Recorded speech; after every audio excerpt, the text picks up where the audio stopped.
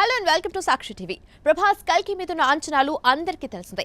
సరైన ప్రమోషన్ చేయటం లేదు, జనాల్లోకి ఇంకా తీసుకెళ్లటం లేదని చిత్ర యూనిట్ మీద డార్లింగ్ ఫ్యాన్స్ ఫైర్ తో ఉన్నారు. అంతేకాకుండా ఈ మూవీకి సంబంధించిన అప్డేట్స్ కూడా సరైన టైంకి ఇవ్వడం లేదని మండిపడుతున్నారు. ఈ మూవీ నుంచి 2 ట్రైలర్లను వదిలారు. ఈ 2 ఒకదాన్ని మించి ఒకటి ఉన్నాయి.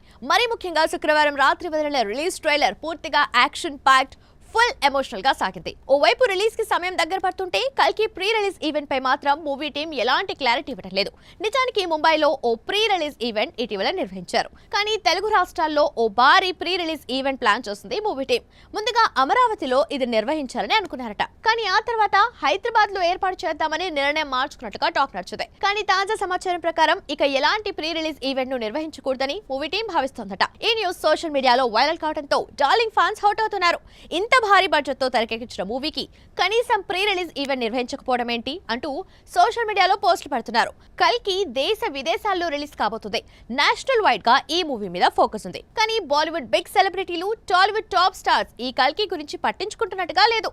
ఏ ఒక్క టాప్ హీరో కూడా ఈ మూవీకి సంబంధించిన ట్రైలర్ల మీద రియాక్ట్ అవ్వడం లేదు.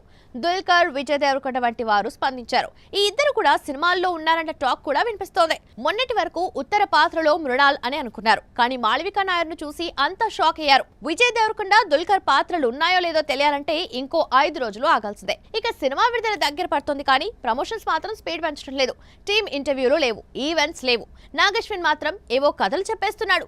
కల్కి ప్రపంచాన్ని ముందుగా పరిచయం చేస్తున్నాడు. ఏదేమైనా కల్కి ప్రమోషన్స్ ను అగ్రెసివ్ గా చేయకపోవటం డార్లింగ్ ఫ్యాన్స్ ను నిరాశపరిచింది.